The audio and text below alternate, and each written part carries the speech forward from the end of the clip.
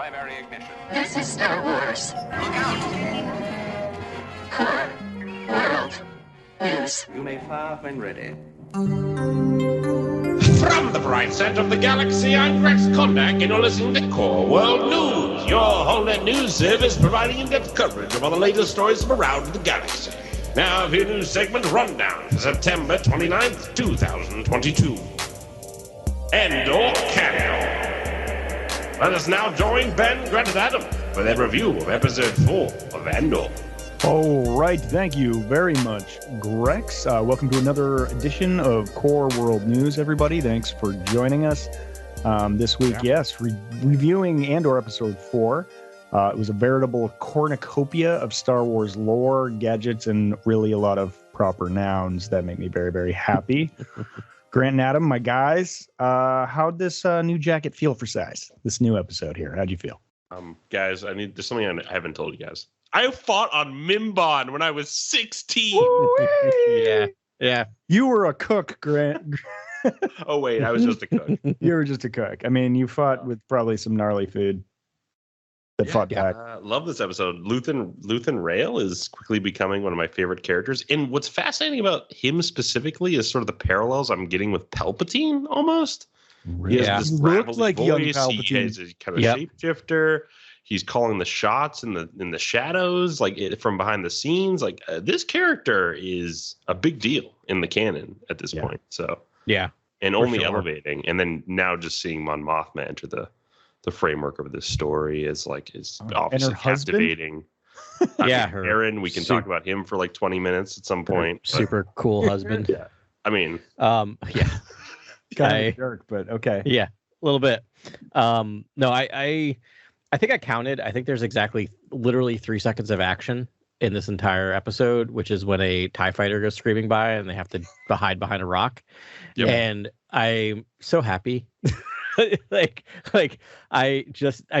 all suspense, right? It's a suspense show. And that's what it is. Just characters, the dialogue. There's so many little moments. Just thinking of the Luthen, the Palpatine, the moment when he is basically getting into his Coruscanti character is one of my favorite moments in the episode of him remembering how to smile and be gregarious is so weirdly heartbreaking to me. It just felt so depressing to have to do that. It was great.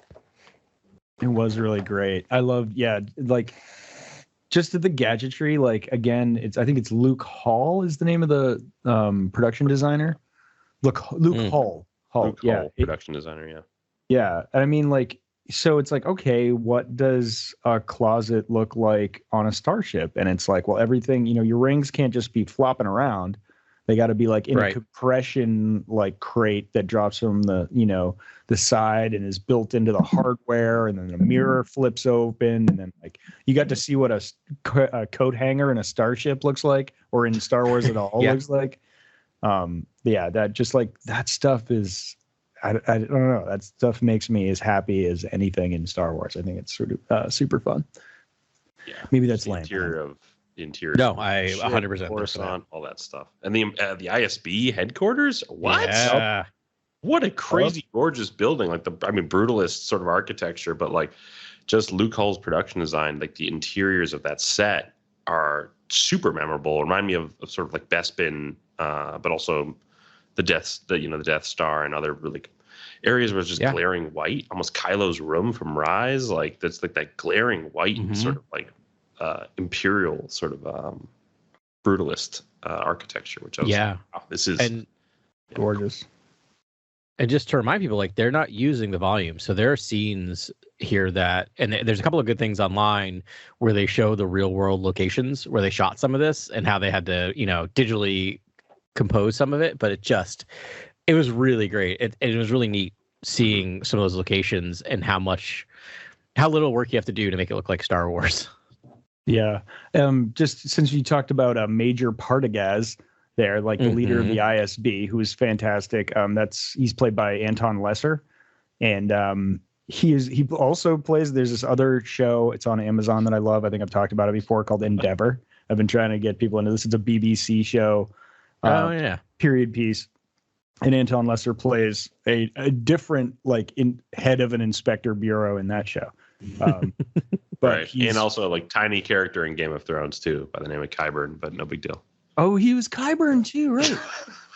Yeah. Oh, I mean, of course that guy was on Game of Thrones. Like, I didn't know that, but come on, we knew that. Like, yeah, he's a beast, and like the lines, he's like every scene he's in, those ISB shots are so tight. The dialogue's so tight and so dense, and he's just like commands authority, and everyone like. There's one where I think it's Lieutenant Demo, I think is her name, just like exhales after he leaves the room, and it was amazing, just fantastic. Yeah. Oh man, we get so many pillars of Star Wars in here, and like fun ones. I mean, how many of these rebels have gathered here? Is it 7? I think it's 7. And yeah, it says Pillars now mean, we're like, 7. It's sort of like just the Akira Kurosawa influence. yeah, I know. Like almost rooted with Seven the Samurai rebels. should be a pillar or something. Or yeah, you're right. Kurosawa should just be his own pillar, pretty much. Right. Yeah. Yeah, sweeping landscapes, the sort of rebels, their encampment. Definitely just it just falls right back into a Kurosawa film at that point. But obviously no lightsabers around, so it's just blaster bolts, just a sort of partisan group. Like, it's super exciting. I loved all the characters too. I mean, we've talked about Nemec before the record for like a few minutes. Like, each character I love, and they feel so different. I am worried about a couple of the characters. I don't know who the first guy we are introduced to. I don't know who he is, but I have a bad feeling about that guy. Oh, you're talking about Skeen? Yeah. I don't know if Skeen. I don't know where Skeen's interests lie. Oh, yeah. You think he's maybe not on the up and up? We'll see. Yeah. Yeah. Terraman seems like a straight shooter. I like his style. I trust most of the crew. I think Skeen is just. I'm sure it probably has a tragic backstory and he wants to make a difference in the galaxy. But Sure. Yeah. I hate to break it to you, none of them are going to make it out alive. Yeah, you think it's just going to be Clem, as it were? Yeah. I think Clem Seven Samurai walks away. You need a name. Yeah. In Seven Samurai 2 live, right? The guy that started it, and then all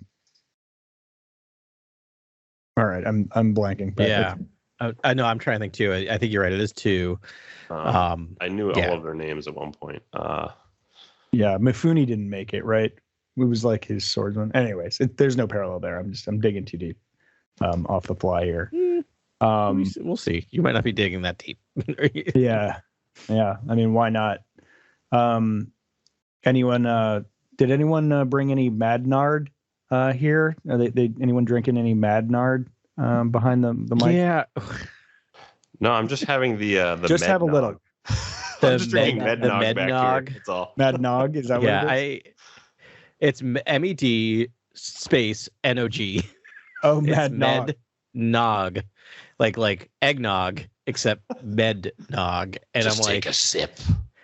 yeah. Ever so often having subtitles, it doesn't help because every time they refer. This is the second or third episode where they've referred to alcohol being Nog, NOG, Oh, and okay. it's interesting. I don't know how I feel about that.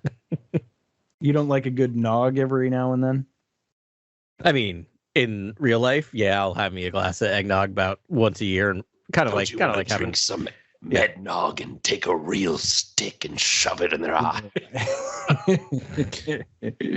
Stellan Skarsgård, like, the performance. It's just so good. And just so it says real quite a bit. Like, I was thinking that would be the drinking game for this episode. Yeah, there's a lot of in those early. Yeah. What's up? No, go for it. There's a lot of parallels in that early scene with Luthen to Jyn Erso's sort of entrance into the Alliance as well, where they're just like, I don't care about anything. I just want to live. I don't believe in the cause. Like, just like let me live and get out of here. And then he's like, oh, but they took everything from you. What's crazy? Yeah, that's very similar. What's crazy about this sort of story is like Luthen's taking Cassian to this group of rebels on Eldani who are going to strike against this Imperial garrison and try to steal the quarterly payroll for an entire sector of Imperials.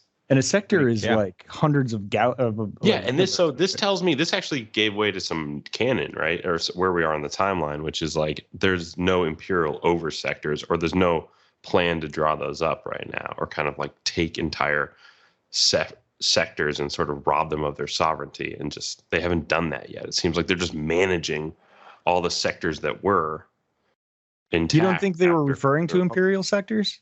No, because they had like six. One guy had 6 sectors to deal with, and I was like, I think that's Right. I think they're just dividing them up. Like everyone's getting a large batch of sectors, basically. Yeah, Demo got 2. Right. Yeah, I don't know. I mean, we haven't seen anything cut up that way. We have seen Imperial over sectors, but you're right. There was like 5, like total, right? Or 6. Right. And we're going to Aldani to steal this stuff, and he's trying to get Cassian on board. And what's crazy there is he's like, I was going to stop this mission. Like, I was going to stop this mission unless we added Cassian to it. Like, unless they found a game-changing sort of like element that would turn the tide. And he's like, this mission's only a go because of Cassian. At the same time, Cassian's also treated as a mercenary by Vel, or labeled a mercenary by Vel, and then he goes, well, that makes him disposable. And I was like, whoa, like Luthen is just playing every card he has against the Empire, and he's just back against the wall. He can only feed, he has so many mouths to feed. He can only forage for so long. Like the lines that he's saying to Mon Mothma, like in this episode, like you get a feel for where the rebellion's at. I feel like in this episode. Yeah. Yeah. You even get a little. Oops, go for it, Adam. No, I was just gonna say. So, I guess here's the thing: is forget Rogue One, right? Because it's a prequel, so we know why Cassian's so amazing because of Rogue One. It's interesting to try to figure out what Luthen's seeing in Andor or Cassian right now, right? Because that's the only thing he has reference to, and it's just really interesting. I think redundancies on all positions. but I think that on was all it. positions. But he's like competent at all positions, like in case someone goes down, he can fill in. That's pretty clutch. This also felt like a D&D game, like at the beginning. It felt like, like sort of Star Wars. Yeah, I mean, I think that's part of it, though. Again, not to be like just playing devil's advocate. I'm like, yeah, that'd be clutch. I feel like you could probably go to 4 or 5 cantinas and find someone who has some of that critical redundancy. I mean, he went out of his way and risked his life to get Cassian.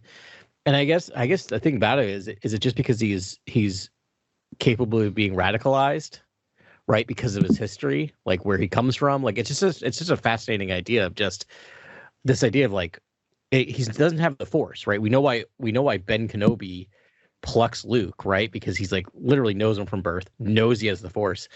This is just really just fascinating, right? Like what drew again Luthien into this random another guy. Palpatine parallel I see, where it's like he's using Anakin as an asset, basically. Luthen's using Cassian as an asset to sort of turn the tide in this shadow war, this Cold War, the Empire. Right. That's kind of the feel I got. I think Luthen Rael's an incredibly interesting character. I can't wait to see just how he like greases the Empire to survive, or like what he's doing, how he is making contact with the Empire. Because I imagine he has made contact with them before, and I don't know. I imagine he will again. I'm interested to see what happens there.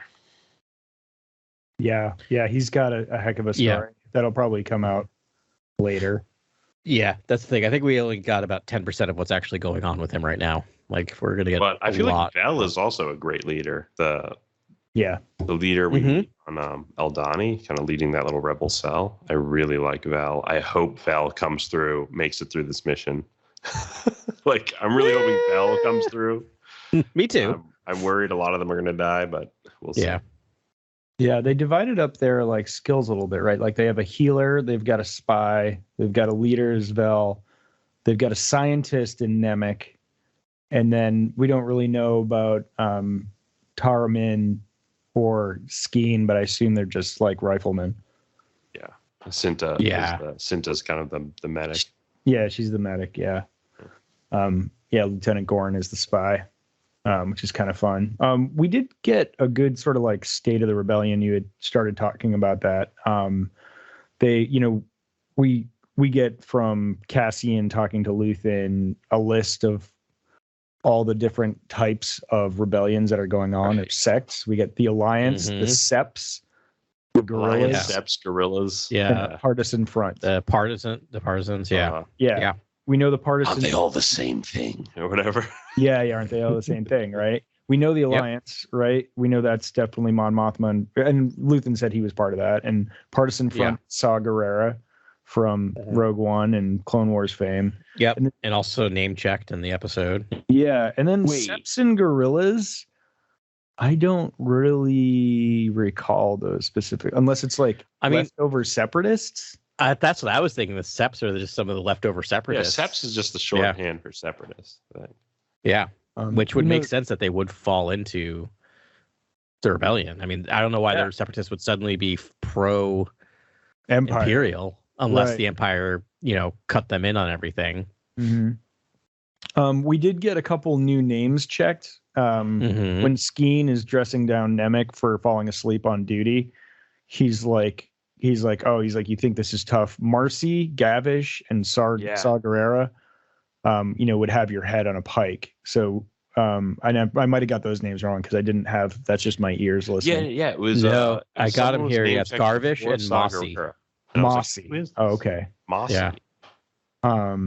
Yeah. And they're those could be Seps and/or Guerrillas. Yep. Could be. Yeah.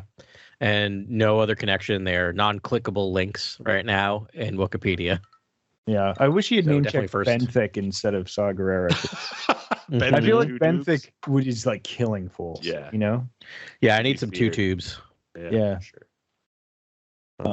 Yeah, that was crazy getting that name check. That was wild. There's when Cyril Karn lands in Coruscant, you hear like the announcer list a few planets that I had never heard before, like sectors. Oh, okay.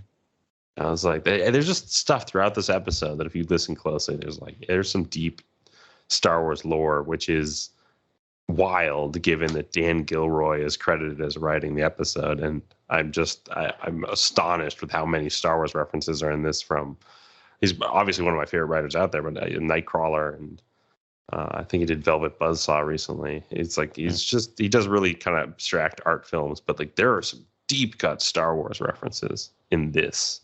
Is he like the John Kasdan to Tony Gilroy's Larry Kasdan?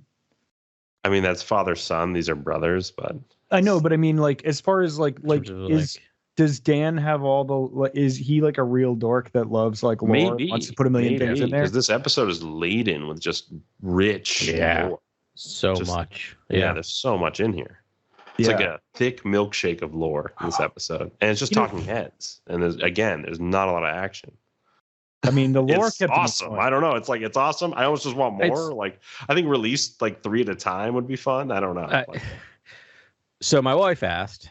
So the episode ended, and she goes, "So is that it? Are there 2 more?" And I'm like, "No, it's week to week now." And she was just like, she's been enjoying like all the live actions, and she loves The Mandalorian. But this is the first time I've seen her like actively disappointed that there wasn't more. Like she is all in on this. I think this might also be the only negative gripe I would give against the show is the scene breaks and the endings feel a little forced sometimes. Like I'm almost like, I feel like we could, again, we've talked about maybe dividing an episode into 2 other episodes, or like maybe after this all comes out, I can look at all of it and be like, oh, I don't know why this is all here. This should be, we should shorten this, tighten this up or something. It just feels like the scene breaks, the act breaks are, I don't know. A little arbitrary. I need more of a hook. Like I need people to actually just catch on to each other at this point. Like if it's just an Imperial watching the Lieutenant Gorn on his speeder bike come back or something, just something that sets up like I just need to know I need some suspense in terms of like conflict and threat and outside faction. But the driver, I guess, Mama's driver, her husband, there's figures within their lives, and they all feel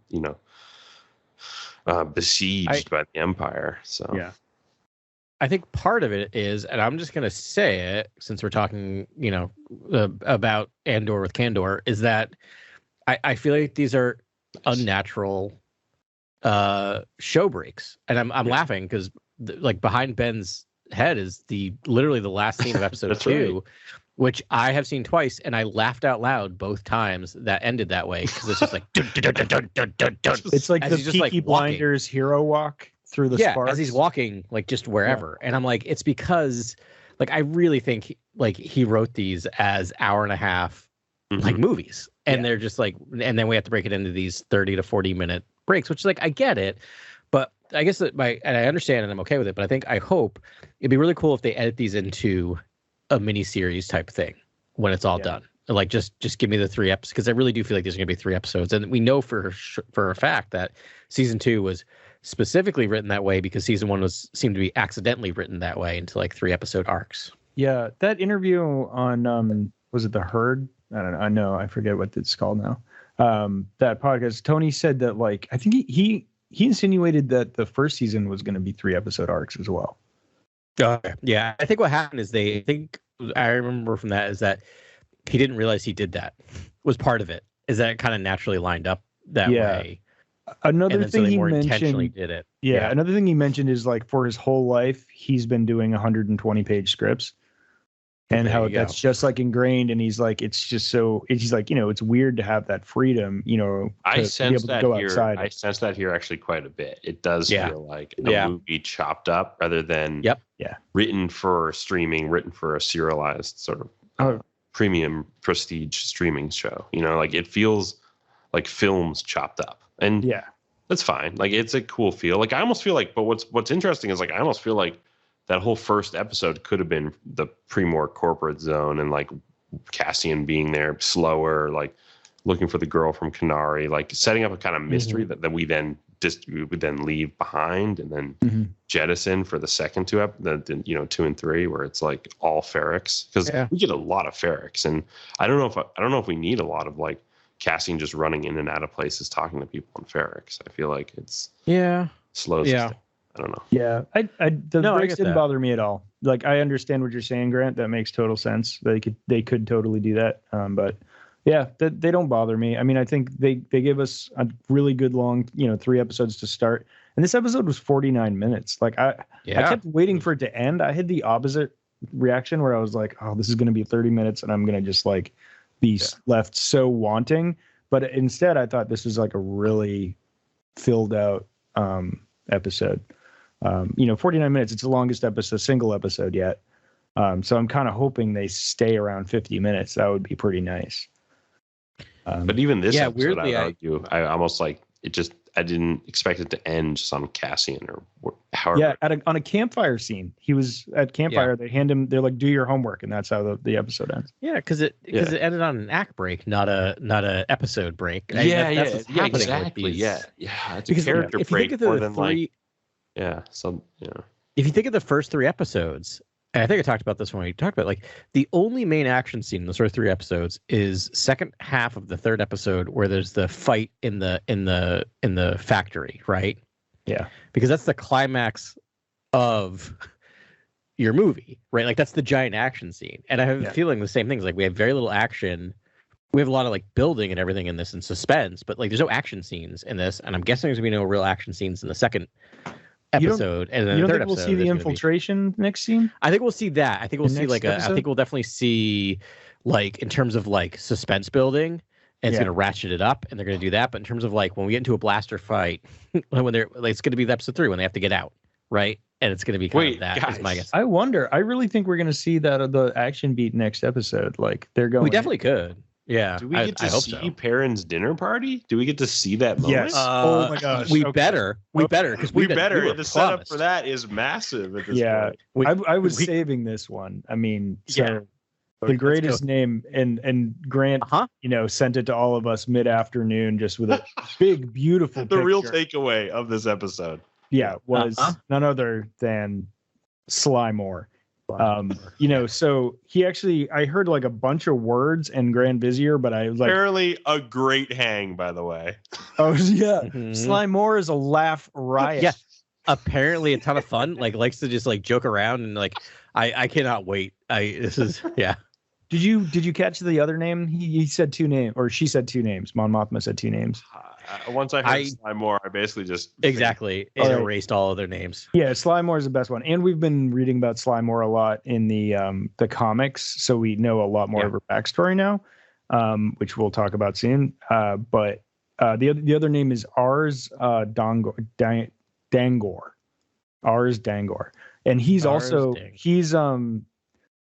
another. He wears the tall burgundy hat. It's like conical. Oh my goodness! I think I know exactly. Yeah. What you're talking about. So essentially, if they had Masa Meda and Sate Pestage, they'd have the whole boy band together. The whole rock band. That's awesome. Yeah. So, which it's so weird to think of these people at a dinner party. Yes. Don't you want to see Sly Moore at a dinner party? Holy cow! That's wild. The next episode. Maybe it's just the dinner party for 45 minutes. Oh, what if it's a Sly Moore monologue piece for If it's not, I'll be a little disappointed. I want her to we're live this party up charades. We're gonna play charades with Sly Moore intensively or whatever. Like it has to just show Andor at the end, and that's why it's. Yeah, Sly Moore is a predator. We know she is a force sensitive, right? Mm-hmm. Force sensitive. She can sense the force, but she can't really control it. Maybe she can control minds a little bit. She's controlling Perrin. Yeah. Well, yeah, she's controlling. Perrin's out of control. Sure. Yeah. I mean, but she's definitely involved with the force. So I'm thinking we might see our first force usage at that dinner party. I think we'll see some funny stuff from Sly Moore. It's a long shot call, but I'm thinking it's just going to be like a glance and Mon Mothma being like, I got to get out of here. Like, I think it's why I can't imagine, and I don't mean this in a bad, I can't imagine a scene in this show that hangs on Sly Moore at her dinner party. Like that's a challenge to them to do that. I want to see that, but that's like, I can't, like there are things I never thought I'd see. Like I find seeing a baby Yoda more likely than I would have ever seen Sly Moore at a dinner party. and I'm very excited that we may get this. They're going to be incredible actors and it's going to be fantastic. The bar is set high. I mean, they've blown me away with everything they've done so far. As far as characters and the dialogue that all these characters are given, minor characters, the whole Imperial thing. It's like, they're really tense, beautiful scenes just based on the dialogue. We got another scene back in, Chief Inspector Hines' office where they're getting fired. Yeah, that was which is so good because I love the actor, the Imperial lieutenant from the ISB guy. I love that actor. I think both him and what is the new Imperial lieutenant character that we're focusing on? I can't think of her name. I've got it. It's I like both of them a lot. I think they're both super I would just stern and they're just wonderful performances as these sort of rigid ISB intelligence officers. But when he calls them out, he's you're an imbecile, your complete ineptitude and your total yeah, it was just exactly each of their faults basically, and I was like, this is perfect. This is a perfectly written scene at this point because it was totally honing in on what they fail at as a character. Yeah, it shows why he's part of the ISB, right? He's not just some lackey. He does understand. But yeah, we also get one of the most tier of diction. Yeah. It's starts with Major Pendergast. That might be Lieutenant Supervisor Blevin. Does that sound right? Yeah, Blevin's the one who's there, right? Yeah, who's chewing out the three of them. Yeah, that's Blevin. Blevin. And so it's as you go up the ranks, the dialogue is your stupidity, your ineptitude. Ineptitude. Yeah. Yeah, and when you think about their storylines, that is their fault. It totally is spot on. And then we get another moment of something happening in a Star Wars that doesn't feel like a Star Wars yet still works, which is I can't remember the character's name. Raises his hand. Yeah, try to talk, and Blevin just goes, "Really, really, yeah, really, seriously, yeah." Very non-Star Wars thing, but was kind of perfect. Lowers the hand. Yeah. And then he just like nails Karn to the wall. He's just like, we're closing down this thing right now. Yeah, like that this is now under permanent Imperial authority. Like, dude, he's like, no one's taking your where job. he's got to go back and live with his moms. Hey, a lot of It's rappers like- live with their moms. Yeah. Disgraceful discharge. Like, it is bad. Oh, it's a tough scene. Yeah, which is why, I mean, he's So cathartic and great. I love that. I You guys know, say but he's like gonna that's join the Villain has Empire. to go- yeah, exactly. It's actually a really good. I think I'm definitely pulling back on that based on this, but he is still gonna be the major antagonist in this whole thing. you know what he's going to do is Cyril Karn is going to kill Luthen and Rael. That's what's going to happen. You think Yeah, he's gonna go rogue? What was the thread? Yeah, that, he's like, gonna show up 'cause real the dark. dramas for him to kind of brood over why he failed and Exactly. who caused And that obsess- failure and obsess about obsess it. Yeah, about taking out Luthen basically because that was the X factor. That I think this ups my theory that he's gonna end up killing Cassian's sister as well. Okay. I because think, the person who's he's just- all over Luthen. I think that's what's going to happen. Yeah. You still think he's gonna be arc, part of the right? Empire, That's or like is to he pull gonna- him out of the alleys of Coruscant and Yeah. back to. I'm the wondering if we're neighboring looking capital. at. He's not a fighter though. Karn is not the kind of guy that's gonna. No, like, but he's perfect for that he's- ISB. Like when we see these ISB Yeah. intelligence officers, like this is what he wants to do, basically.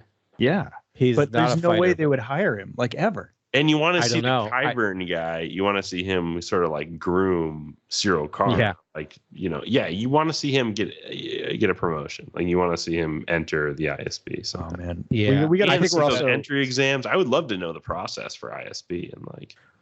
Yeah. Which is, remember, we're getting a 2-season arc, right? Oh. And we know Okay. that the second season we're going to get more time jumps than we are in season 1. And so part of me wonders if this is the contained story of Karn kind of proving his worth by taking out Luthen, doing something else, and then we see time jumps in season 2 of him moving his way through the Imperial machine. Yeah.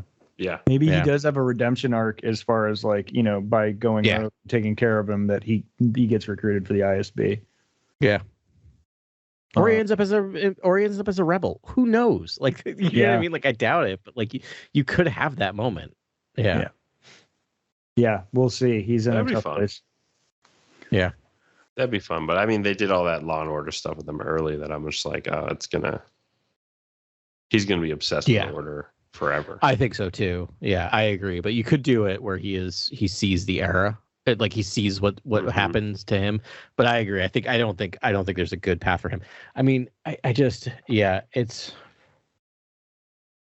I don't know. I lost it. I don't know what I was gonna say. But I love that there's someone watching when he greets his mom, and she's like, Yes. "What are you Yes. doing over there?"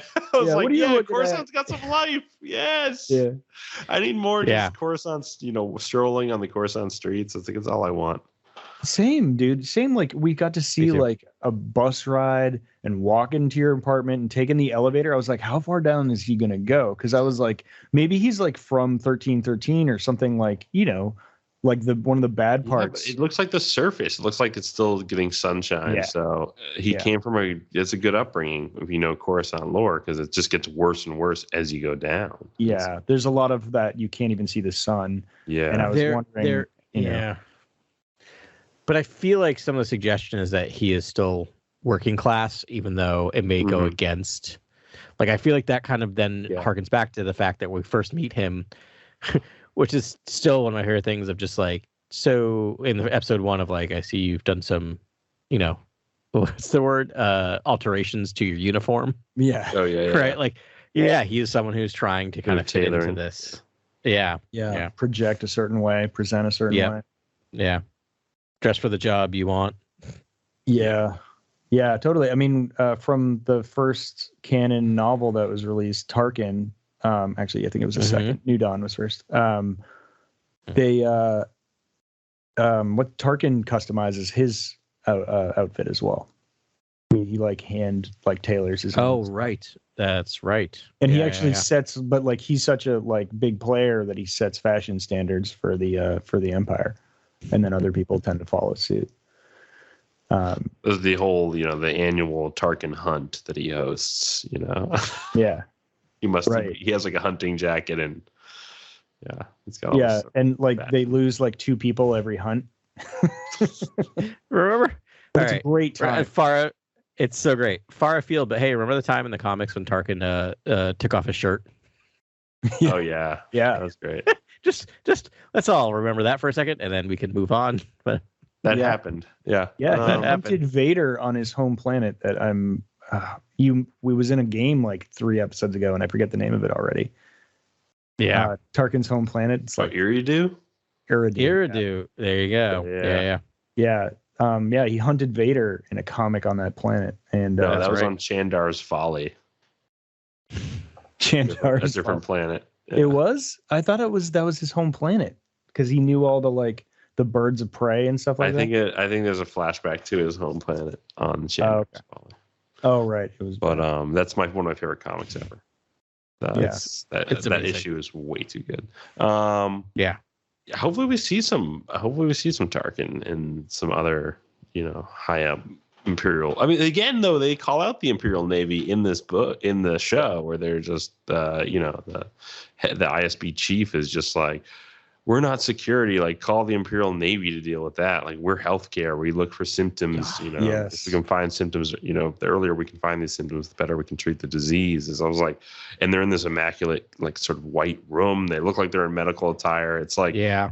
the monologue, Tony Gilroy's monologue is really accented by the costume design and the production design and sort of the exploration of this rigid, totalitarian sort of regime.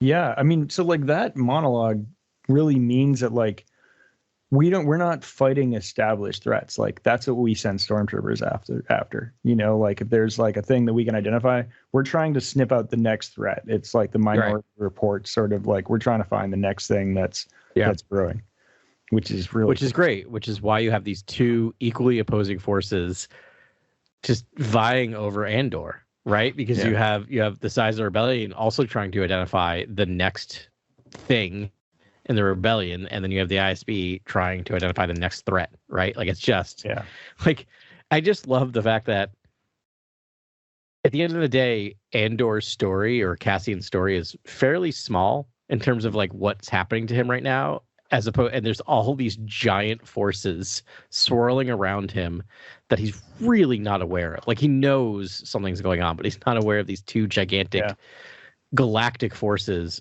basically vying for him right now. Yeah, and I love how they're slow playing the scale of the galaxy. It's like we start on the ground. It's Corpsec and some rabble. It's kids in the forest, and then it's like, okay, now we have like low level ISB, it's pretty high level ISB.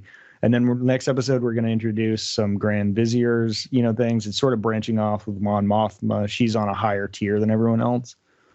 But, we're just sort of getting there. And then, who knows how high it'll get. I would guess if we're going to get Tarkin, we're not going to get him till next season. But that's just a guess.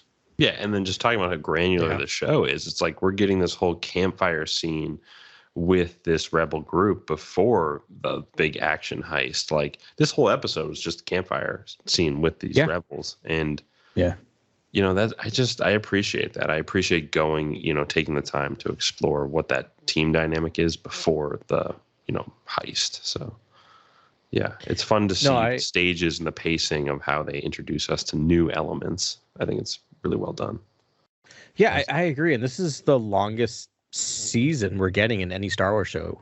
And I was a little like, I felt almost not overwhelmed, but I was a little shocked when I heard 12 episodes. That's just not a Disney Plus move for many or any of their shows. And I'm like, how are you going to fit 12 episodes? Now we're a third of the way through the season. I'm like, how are you going to do all this in only 12 episodes? And the other thing that happened during this episode is that when they identified the plot of Cassian being part of this heist, I'm like, oh, that's right. You actually have to do something with Cassian that's furthering his character in action, because it just felt like so much of the first episodes are him just kind of like caught in this whirlwind. And there's a moment of realizing like, oh yeah, your title character is Andor. Cassian has to have some action and adventure happening, but everything that was happening around him I felt just so interested in. And I'm like, oh, I forgot that it's his show. Right. He took a back seat this episode.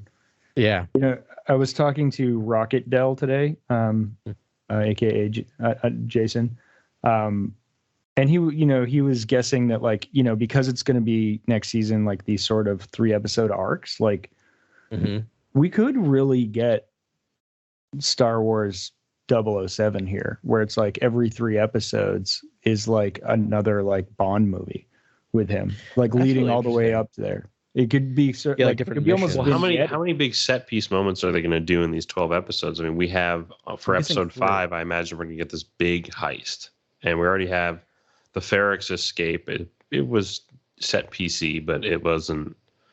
I imagine this heist is going to be a big deal. Yeah, I think episode 5 is the heist, big, episode 6 is the escape. Yeah, and do we deal with another big action beat? I think so. Like 10 and like 11 and 12, maybe. Like, are 11 and 12 the next big thing? And they've been shooting these 3 years. That's what I'm guessing. I know it sounds preposterous, but like, imagine if it was just like another huge moment, like, and we get essentially we get 5 of them up until the end of the second season, like. That would be. But really we also want to see Cassian stick take a real stick and put it in the Empire's eye. Like, we want to see him basically after this heist. I think we want to see him like wipe Imperial like data banks, like records, like protect Mon Mothma, protect other senators whose identities are at stake. Like, there's a lot for him actually to safeguard, as well as sort of go on the offense. So like I want to see Cassian really scramble like the military intelligence, you know what I mean? Like, really, I don't know, disrupt that system. Like, I really want to see I want to see them grow frantic and go into disarray. I want to see the ISB, this orderly hub, go into complete disarray because of what Luthen and Cassian and Vel are doing, and Saw and Mossy, or all these people. Yeah, that would be fantastic, man. I love that idea. I agree. I think, to bring back to Jason's thought about kind of these, like, was it like 4 different Bond movies? Yeah, essentially. There's something ideas, adventures that he goes on. Yeah, there's something probably to that, because I know based on what we've read, this season's mostly going to take place during 5 BBY, pretty much all of it. And then what Tony Gilroy kind of talked about was that these 3-episode arcs will each be another year leading up to Rogue One. So you're going to have one during 4, one during 3, one during 2, one during 1. And so you're going to have these self-contained stories, even though they might be jumping forward and kind of like driving forward. So that's really interesting, right? And this idea of, Grant, you might see them in each of these, kind of like him becoming more and a bigger and bigger nuisance, kind of getting higher and higher on the radar of the ISB over these episodes, or these plots, these series. Yeah. I'm wanted in 12 systems. Yeah, that'd be great. And it does feel very James Bond with the sort of galas and dinner parties on Coruscant, and that fanfare of Luthen putting on this whole act, being a chameleon, and sort of, I imagine he's going to go to a few late night soirees, and we're going to see Mon Mothma's dinner party. Like, there's some fun sort of, like, you're seeing how people operate at the highest echelons of society. And then and you're seeing how they're navigating the cruelty and the sort of malice and fascism, and these people who are loyal to the Empire. Like, you're seeing how they navigate those fronts at these dinner parties, which is like, that's going to be fun. I think that's cool. Yeah. There is a bit to kind of keep going on the 007 James Bond route. There is a bit of a feeling of just like Judi Dench's M and Daniel Craig's Bond, a little bit between Luthen and their relationship, right? Like this idea of just Cassian's relationship. It's just it's really interesting. Yeah. Speaking of Luthen too, is like, we didn't really talk about his, like, I guess it's hard to say. I guess it's his cover, but it's also apparently his real life and what he does. Did either of you, like, I didn't know what Luthen, I assumed he was part of I thought maybe he was part of the Senate, like that's just from the previews, but to actually have him as a antiques dealer, an art dealer, was so awesome. It was one of those things where he walked in and I realized what he was. I'm like, this is amazing. Like, and his assistant's in on it too, and it's like all like a whole play. We definitely saw some Mandalorian shoulder gear in there. A lot of wild like suits of armor with like 3-foot spikes off the helmet. Oh yeah, I saw that. That was crazy. There was two. There was one in the back. Don't forget the like, Utapawan Club. Yep, Utapawan Club. Yeah. First thing he picks up, talks about. Yeah, there was some interesting stuff in there, and yeah, she left with a wall hanging. But is there anything in that, or he wouldn't put anything in there because like in the wall hanging? Yeah, no, it's just a device because she's like, I'm going to take it on loan to give her an excuse to go. Yeah. Okay. Yeah. And the driver, they were worried about the driver being new driver. Yeah.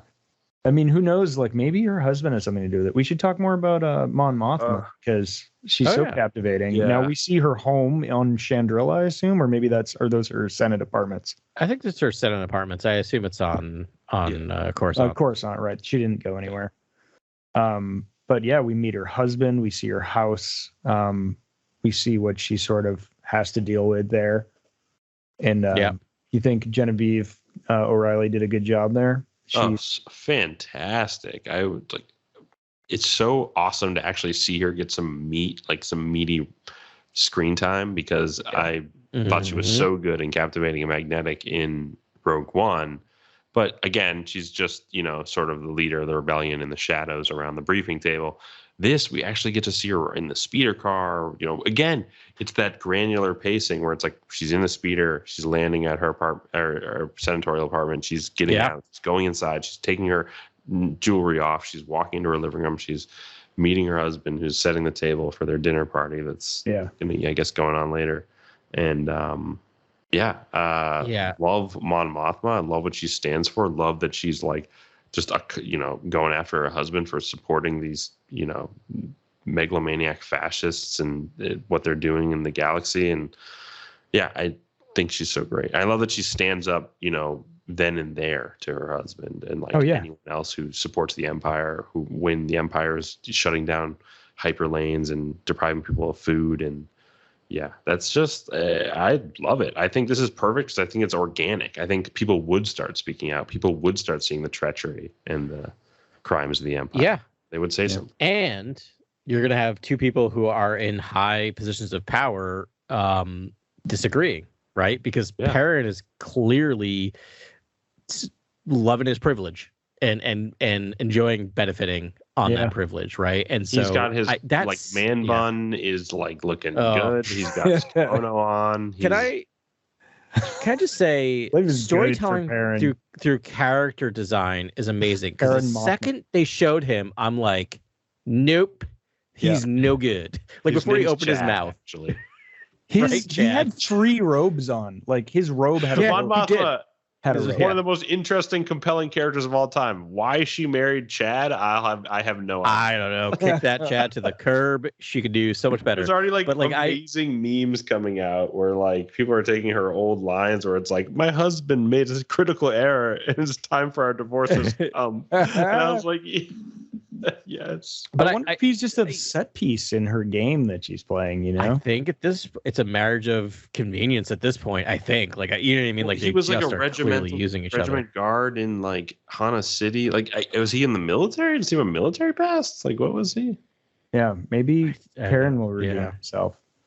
I don't think so. No. Here's the thing: is like I think I thought that what we see Star Wars can be like Jedi. Take him out. When she sees his outfit. Yeah, I know. What we see of Mon Mothma is very different than who we see in Rogue One and who we see in the original trilogy.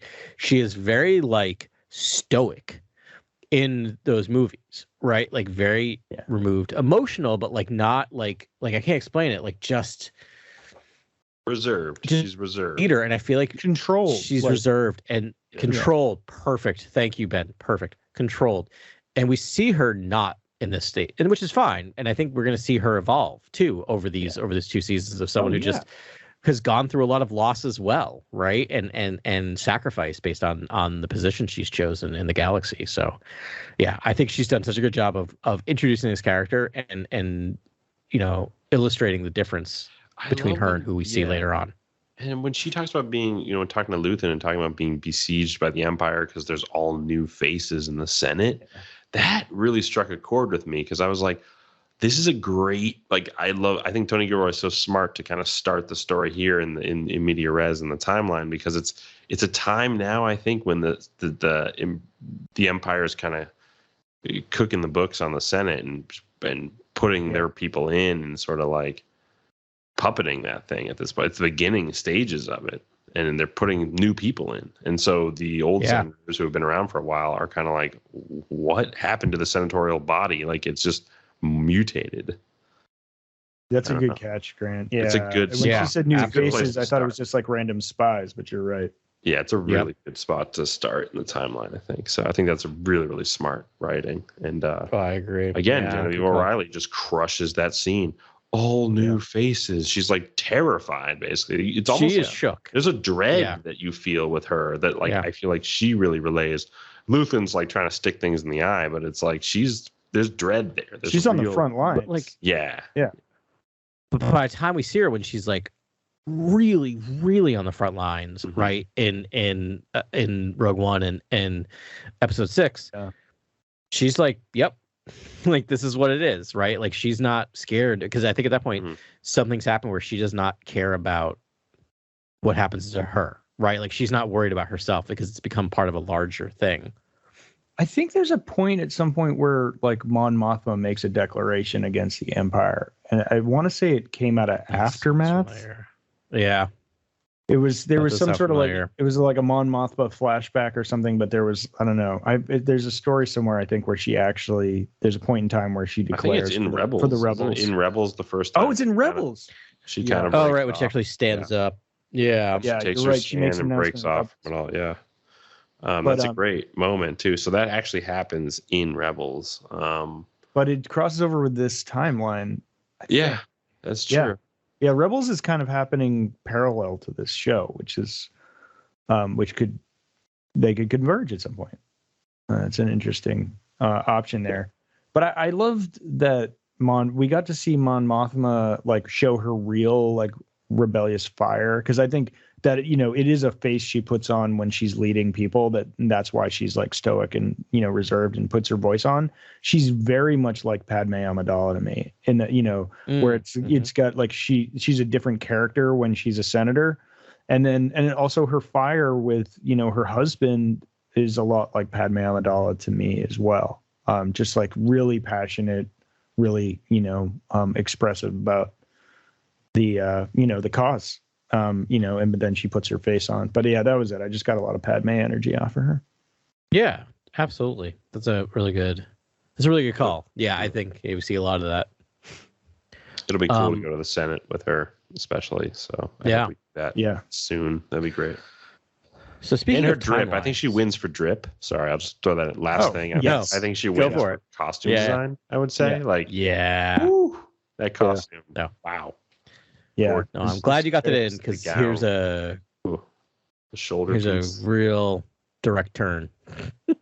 Speaking of timeline, so we know that Cassian was on Minbom, even if he was just as a cook. Yep. Yeah. So he and Han Solo, one of 50 to survive. Yeah, that's crazy. But the Minbom, I was just looking. The campaign was only a year. It said. Okay. And we know that Han Solo was there and Tobias Beckett. Like, there is like some comic somewhere is going to have the two of them intersect. Talk. Yeah. Yeah. I was wondering about that, because I'm glad you did the math, because I hadn't done the math yet. I'm like, 16 years prior, I knew it kind of worked out a little bit, and then that's amazing. I know. I kept trying to do it while I was watching the episode, and it kept breaking my brain, because I kept getting like, no, pay attention. Like, stop trying to do math in your head. That's why I watched it twice. So when did the Battle of Minbon occur then in the Solo timeline?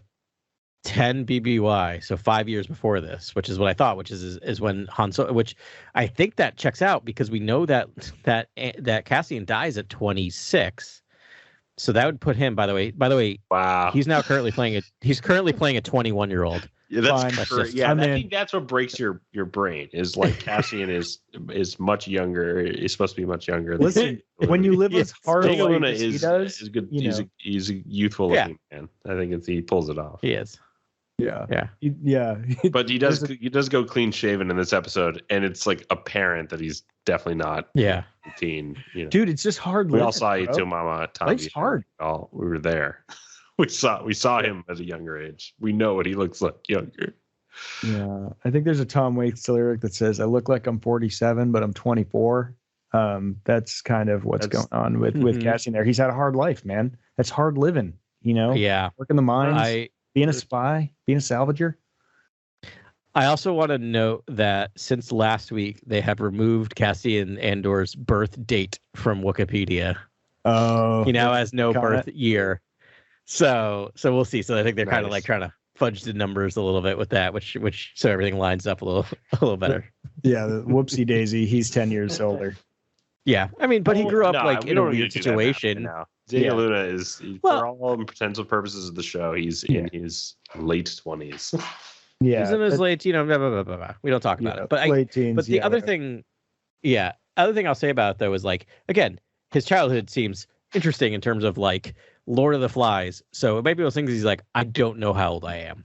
Like, right? Like I literally have no idea. Like I could be 21, I could be 26. I don't know. Like at this point, because we didn't really track those things because we were just living. There's time dilation. Yeah. He's been traveling around the galaxy. Absolutely. That's really fun to think of those two. Like, wouldn't you love to be a fly on the wall watching Han Solo and Cassian Andor talk? That'd be pretty fun. Yeah, I gotta imagine it's just Cassian putting some food in Han's bowl, but then I don't know, Han saying something that echoes Cassian's mind. Forever. Guys, we didn't even talk about the mention of the Rakatans, like the Rakatan invasion. I was like, I think about the Quanati signet. Been, like era shared. I think there's a new. I think like they're now going with canonizing the Rakatan invasion as being the sort of extra galactic threat that comes into this galaxy, right? It's like remind me what the Rakatan invasion is for the listeners, not for me. Yeah. Oh, so Rakatan invasion goes back to the first mention of the Rakata species is in KOTOR, Knights of the Old Republic 1, as well as 2. And they are a species. They are an ancient species of alien that built the Starforge. It was like a super weapon that kind of predates Death Star, and it could build like an infinite fleet of starfighters, and you could take out pretty much anyone in the galaxy. And apparently, they had invaded the galaxy at one point, and they have like ruins and temples, scattered across the known galaxy, the known Star Wars galaxy, and so. I guess they're now canon. I think this is the first real canonizing of the Rakata. I don't know. So serious John Kasdan vibes like off this piece. Yeah, like Dan Gilroy just coming with the deepest cuts, like throwbacks. Yeah. We like had 0 lore bombs in the first 3 episodes, and then it's just like it was a lore avalanche. And we're all like, oh, that's fine. It's cool. We're expanding the universe. But like now I'm like, yeah, give me that lore. Give me all of it. Yeah. 100%. Yeah, that was the Quanati signet. So that's another parallel to Jyn Erso's story where he's wearing a piece of kyber around his neck as she was in Rogue One. So, yeah, we'll see how that plays out. Man, I mean... Yeah, we already talked about the other alliance or the other rebellion forces. Can't wait to see that. I think I'm there, guys. I'm looking through my notes for any final things I wrote down. Final thoughts y'all have? Went through the whole episode 6 times out of order, but it's all there, and it's just like, yeah, wouldn't you rather give it all at once for something real? I mean, that's a line that's going to pay off in Rogue One, Yeah. A little foreshadowing there. Yeah. Yeah. All that stuff. Yeah. Well, I do love that he is right now a mercenary, right? Like he's in it for the money, which I appreciate. We're not starting with him completely on, for the cause. I think it is definitely alluring to him. I think it's starting to work, but he's convincing himself it's for the money, and I appreciate that. Yeah. Do we want to make final predictions for what episode 5 is going to be? I think episode 5 is the heist, as you guys were talking about. I think it's the infiltration, and I think episode 6 is the exfiltration. Okay, so it's going to be two-parter. So two-parter. Yeah, my guess is cliffhanger when they're kind of, we need to get out of here. Oh, we've been caught. Okay. Things look bad. Grant, what do you That's say? my guess. Yeah, I would say it's the heist because I would agree with Adam. I don't think they're going to cover the exfil on this next episode or they might cover the beginning of their departure, but then when they go into the sort of meteor shower that they talked about, that might be a meaty scene that needs to be the beginning of the next episode or something. I like that. Yeah, like their escape. Yeah, it's hard to say. Mon Mothma, I hope we get to see the dinner party. Maybe the tail end of like the dinner party. Maybe we've been there for a while and it's almost the point in time when Mon Mothma can excuse herself from the table. She leaves. She's figuring out how to send funds to Luthen. She needs to talk to someone new. She mentions someone in this episode that can help. And we don't know who that is. Yeah, we didn't talk about this. She wants to bring Mon Mothma wants to bring someone into the circle. Yes. The circle, by the way, guys, which I think one of us called that the circle when we talked about, I guess, Disney registering that trademark. We were like, could it be like what the rebels are called before the alliance? Like, is it the first ever of incarnation of the rebellion? And we did say that. And turns out that's right. It seems that the circle that Luthen Rael mentions is this sort of early group, this early alliance. Yeah, dude, good pull. I totally forgot about those trademarks. Yeah. I think you brought up the story. Yeah. I think you're right. It's Space Jimmy Smiths, right? Oh, I don't know. No, I think they had a connection in the Clone Wars. No, man, Jimmy Smiths is just really covering some ground across all of Star Wars. I mean, they brought him back. He has found his way in all of the Prime IP. Like, if it's a Prime, like certified, delicious piece of Star Wars, you're gonna get a Jimmy Smiths in there. Yeah, I mean, you have to imagine if you're Jimmy Smiths and they call you for Rogue One, and you're like, I'm gonna step out of the shadows.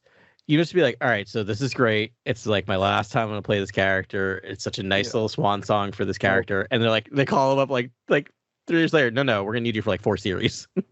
And he's like, I'm sorry, what? Yeah, but in like amazing. 5 years. Yeah. I don't think it's Jimmy Smiths though. I think he was in it since the fall of the Republic. He was before in the Clone Wars. Yeah, he was in the Clone Wars because he was meeting with, but in terms of like, I don't know how much he's involved Senator with Binks. active rebellion. Oh, Senator Binks, free Senator Binks. I mean, can you imagine if and then the slow downfall Jar Jar's redemption in Andor?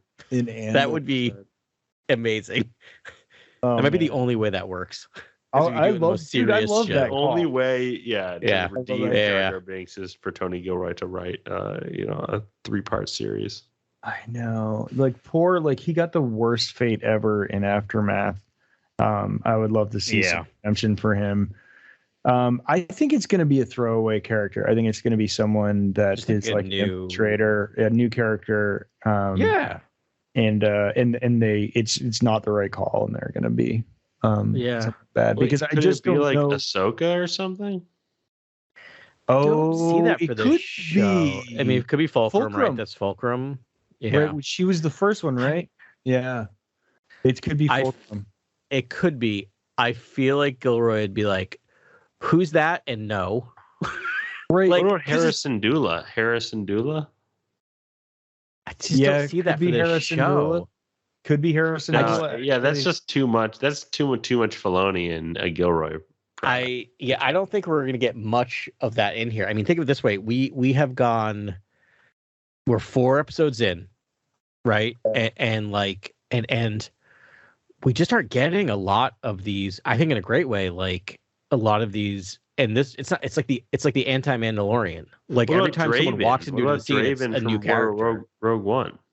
That could be, it could just be Draven. That's what I was saying. Yeah, it's classic. Yeah, Draven's a good call. I mean, but it's a little, that would be fine. I was just thinking, so Fulcrum in Rebels acted as a buffer between the Ghost crew and the Alliance. And it was, I think it was about halfway through Rebels that Mon Mothma finally revealed herself. Or Jimmy Smits actually might have revealed himself. Bail Organa. One of those two were like, okay, this is the real deal, and then you're in the major leagues. So I guess, so I don't think it could be a Ghost crew member. I think it would have to be Ahsoka. If they were going to go the Filoni path. If they're going that way. Yeah. But it could just be a new character, like a new senator who's maybe an Imperial spy or something. Yeah. Funny. So that's my guess, is it's going to be a rando. I think so too. I think because the other reason is, like, I don't think they're going off of Coruscant. Does that make sense? Like, I feel like we're going to have, I think we're going to get the majority of Mon Mothma on Coruscant, and I don't think you're going to have Ahsoka Tano traipse them back to Coruscant anytime soon. I mean, it could be through Hollow Feed, but the feeling I also get from this is that they're so paranoid. They aren't doing any meetings via Skype, right? Yeah. Like, right. No, they don't talk on the phone. Or the comms, rather. You know who it could be, actually? I think the timeline might work out. It could be Akbar. Admiral Akbar, right? Oh, Akbar would be interesting. I forget. It could be a Mon Cala senator, honestly, like a new character. It could be. Or it could be Radis. Think of a world that's sort of been exploited by the Empire, and maybe a senator from that world, like a Mon Cala senator. Well, yeah, it could be Radis, but like Akbar's father was king, right? I can't remember. Isn't Akbar a slave right now? Isn't he owned by, or is that old canon? I can't remember if that's old transferred to new canon. All the slavery stuff is old canon. I think the new canon just got away with all that stuff. Yeah, except for the Zygerians are still slaves. The Zygerians, they've always had that in their culture or something. Yeah. I don't know. That's my only other long shot. So I actually, I'm going to shoot the moon here. I'm going to say we're going to get the full heist next episode. With maybe they don't get out of atmosphere, like maybe they hit the meteor shower, but I feel like, and I think it's going to be intercut with the heavily with the dinner scene. Yeah, and we're going to see Karn enlist. Yeah. I think that's really smart. I think the parallel storytelling of a action packed, really stressful heist with a really stressful dinner scene is like really, really be fun to watch. Just cutting back because it's just like between both of those things. I would love to see that. And I think kind of the beginning of the meteor shower might be the perfect way to break the episode, right? Like that visual of it starting. I think that's a really good call. Yeah. Oh, that's my go. It's a good call. See. Oh man, I love the mystery. So they even put a little mystery box in there too for who this person is. That's gonna be interesting. I mean, Mon Mothma's path, we're gonna essentially see her from full blown senator to probably totally rogue rebellion leader over the course of these 2 seasons. Hopefully we get a Bothan in this show too. I mean, just one Bothan. Renowned spies. Let's do one show in the spy show. One Bothan in the spy show. Yeah. Yeah. Oh, totally. Yeah, let's do it. All right, guys. Really great job. Anyone have a game this week? Nope. We're gonna forego. Is it my week? I think it's my week. It's fine. Yeah, that's okay. We'll bypass the game this week, and we'll get back on it next week. Yeah. All right, cool. Well, everyone, thank you so much for listening to us this week. You're the greatest. May the Force be with you. This is Grex Kondak signing off. For the latest breaking news, follow @CoreWorldNews on Twitter and Instagram. Thank you and good night. Remember, the Force will be with you always.